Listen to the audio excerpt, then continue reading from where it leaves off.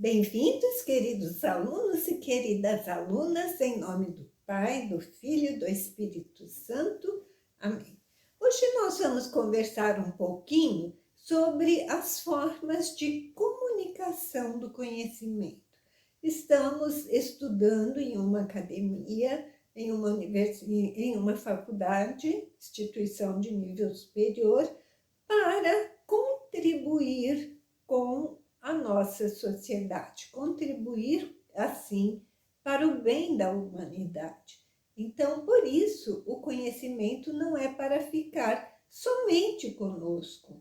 Em princípio, nos enriquecemos, crescemos, o conhecimento vai servir para nós, mas não somente a nós. O nosso objetivo é transmitir este conhecimento.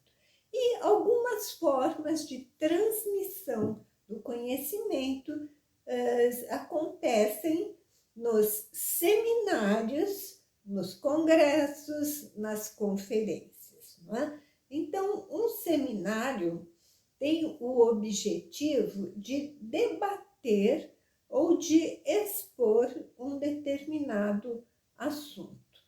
Ele pode ser realizado em congressos, ou em grupos de estudo e de trabalho, grupos que se compõem para estudar um determinado assunto, ou em uma aula dada por um grupo de alunos, não é? Em que haja exposição e debate do assunto.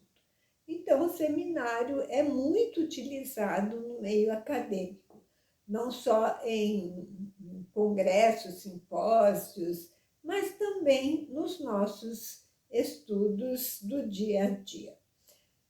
Para realizar um seminário, quem está participando deve ter domínio do assunto, deve ter estudado o assunto, não pode cair de paraquedas e dar uma opinião, eu acho, não. Nós não vamos achar embasados em estudos realizados. Vai analisar a questão e propor uma síntese sobre o assunto apresentado.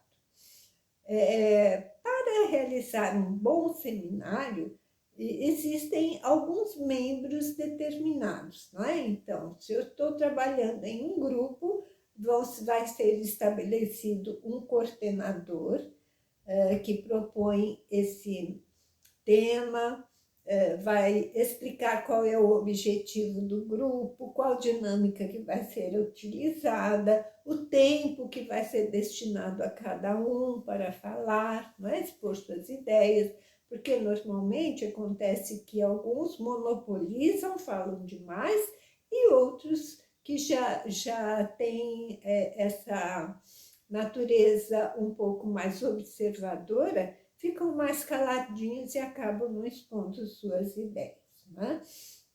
Então, a função do coordenador em um grupo, em um seminário, é muito importante, né? É bom estabelecer também um secretário que vai anotar as ideias que estão sendo discutidas, um relator que depois vai expor na plateia as conclusões das discussões do grupo, e também pode ter um organizador para dividir as tarefas e um ou vários comentadores, não é? Então, alguém vai expor as conclusões do grupo e alguns outros vão comentar. Também fica muito interessante essa forma de trabalho em seminários. Isto é para explicar para vocês, dar sugestões, inclusive para as nossas aulas, não é? As aulas não precisam ser somente expositivas, não precisam ser somente individualizadas, os nossos congressos devem ser participativos para obter, assim, a participação de todos e ser mais atraente. E produtivo também, porque a ideia, quando parte de um só, parece que fica uma verdade única, não é? E tendo a participação dos membros da Assembleia, enriquece demais o trabalho. Então, trabalhar assim em forma de seminários é muito interessante. Uma outra forma de se partilhar o conhecimento é por meio de conferências. As conferências já são uma exposição oral a um público determinado, né? Mas alguns cuidados nós devemos tomar quando vamos fazer uma conferência ou uma comunicação em simpósios, congressos, etc., reuniões, encontros. É muito interessante quando a exposição oral é acompanhada de um texto escrito para se distribuir ou para publicar depois nos anais daquele evento, não é? Seja um congresso, seja um encontro. Para fazer uma boa conferência, ao organizar a nossa exposição, nós devemos nos preocupar com uma introdução do assunto, onde eu vou falar qual é a finalidade da minha fala, qual é o tema que vamos trabalhar hoje, quais os objetivos que nós nos propomos e qual a situação, problema que vai ser apresentada e discutida. Aí, então, se desenvolvem as ideias principais, detalhando aquilo que foi apresentado na introdução.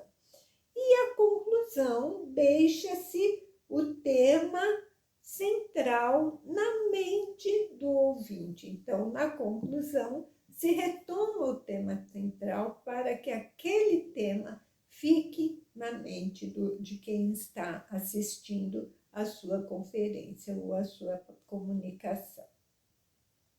Normalmente a postura é em pé, à frente de um público, atraindo os olhares, chamando a atenção daquele que está lá na última cadeira de um auditório e não se dirigindo unicamente a uma pessoa, ficar olhando só para esse, como se os outros não existissem. Não, um bom conferencista, ele abrange o olhar a todos, ele dirige o seu olhar a todos.